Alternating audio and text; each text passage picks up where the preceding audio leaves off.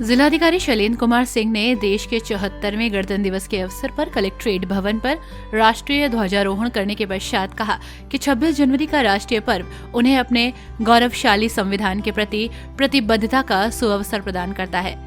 इस मौके पर स्कूली छात्राओं ने विभिन्न सांस्कृतिक कार्यक्रम प्रस्तुत किए।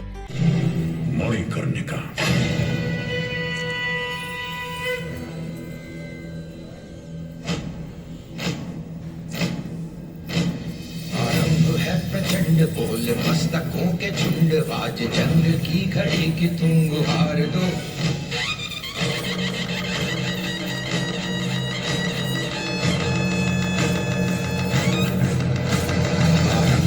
प्रचंड बोल मस्तकों के झुंड, आज जंग की घड़ी की तुम गुहार दो।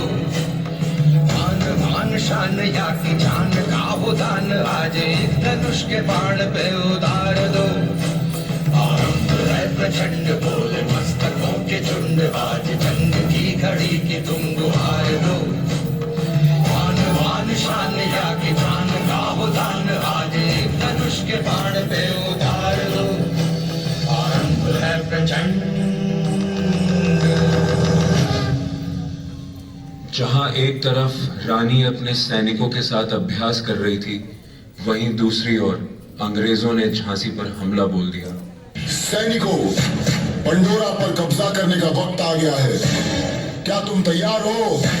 साथ ही उन्होंने भारतीय स्वाधीनता आंदोलन पर प्रकाश डालते हुए कहा कि उनके प्राचीन देश भारत ने संपूर्ण विश्व को गणतंत्रात्मक शासन प्रणाली देने का अभिनव कार्य किया है।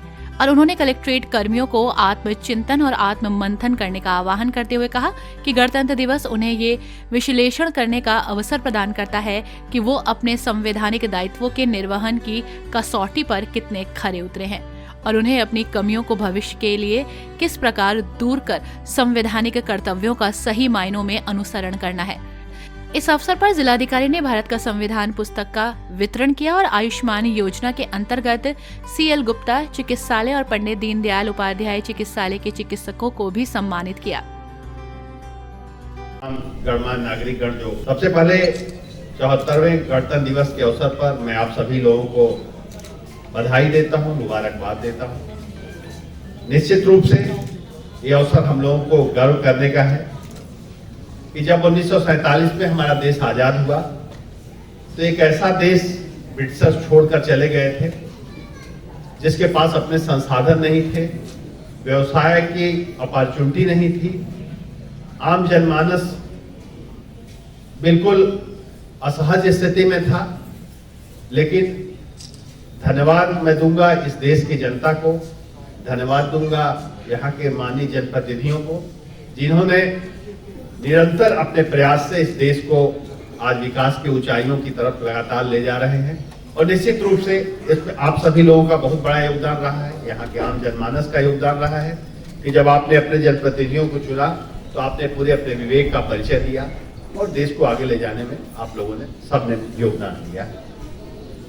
हम देखते हैं, अगर 19वीं सदी की बात करें तो 19वीं सदी ब्रिटिशर्स की सदी थी कि कहा जाता था कि अंग्रेजों का सूरज कभी अस्त नहीं होता है। अगर हम 20वीं सदी की बात करें तो 20वीं सदी USA की रही है। अमेरिका ने जो चाहा, जैसे चाहा, पूरे विश्व को घुमाया और जिस तरह से हमारा देश निरंतर प्रगति के पथ पर अग्रसर है और जिस तरह से हमारे पास युवा शक्ति है आज की डेट में, मेरा विश्वास है कि अगली 2 सदियां हिंदुस्तान की होंगी। इसमें कोई संशय नहीं है कि ये सदी ऐसी होगी कि हिंदुस्तान पूरे विश्व पर राज करेगा। लेकिन जरूरत होगी इसके लिए हम सबको आत्मनियंत्रण करने की। अपने बारे में सोचने के साथ साथ अपने राष्ट्र के बारे में भी हमें सोचना पड़ेगा कि हम राष्ट्र के लिए अपने सीमित संसाधनों में हम क्या कर सकते हैं, हमारा क्या योगदान हो सकता है। देश ने हमारे लिए बहुत कुछ किया, इसमें कोई संशय नहीं है। अगर किसी को संशय है तो जो हमारे पड़ोसी देशों के हालात हैं उसको देख लें। जो भी हमारे पड़ोसी देश हैं, चाहे श्रीलंका हो, चाहे पाकिस्तान हो, चाहे म्यांमार हो, चाहे बांग्लादेश हो, आप देख लें, उनसे कंपेयर करें। हमारे साथी आजाद हुए थे, चाहे नेपाल हो, उनकी तुलना अगर आप करेंगे तो हमारा देश प्रगति के वो पायदान प्राप्त कर चुका है जो उनके लिए ख्वाब है। लेकिन इसको अभी रुकना नहीं है।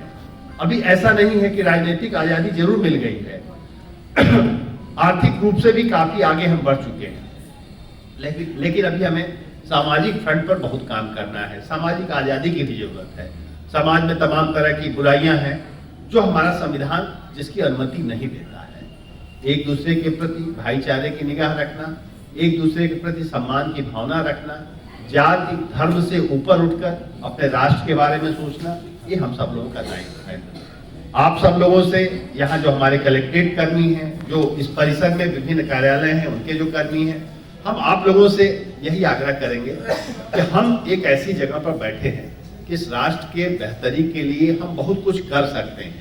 हमारे पास लोग आते हैं अपनी पीड़ा लेकर के, अगर हम मुस्कुरा करके उनकी पीड़ा की सुन लेंगे और उसके निदान के जो विधिक प्राविधान है उसका अगर हम उपयोग करेंगे तो तमाम लोगों की दुआएं न केवल हमारे साथ होंगी बल्कि सिस्टम में भी उनका फेथ बढ़ेगा, सिस्टम में विश्वास बढ़ेगा। और आप ये जान लीजिए कि जब तक सिस्टम में विश्वास है तभी तक सिस्टम कायम है। अगर लोगों का विश्वास टूटा तो सिस्टम भी खत्म हो जाएगा। तो हमें इस विश्वास को लोगों को कायम करना है। वहीं 74वें गणतंत्र दिवस पर एडीएम सिटी आलोक कुमार वर्मा ने सभी जनपद वासियों को गणतंत्र दिवस की बधाई दी।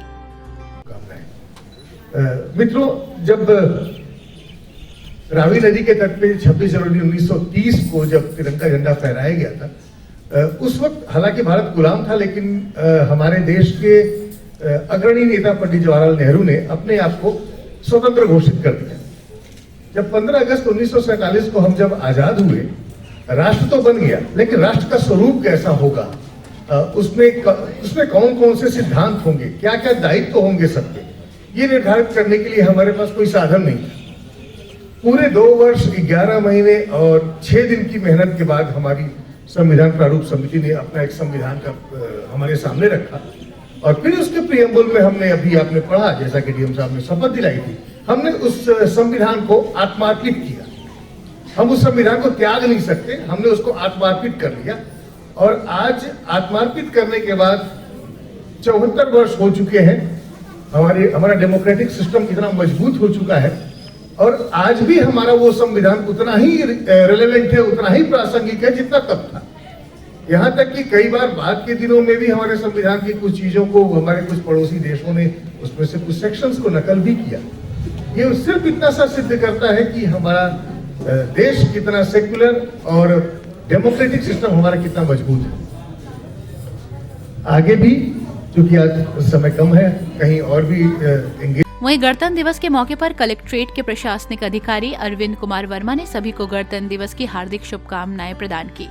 के उद्देश्य हैं, हम स्वतंत्र हुए और स्वतंत्रता के बाद हमको अनुशासित रहने के लिए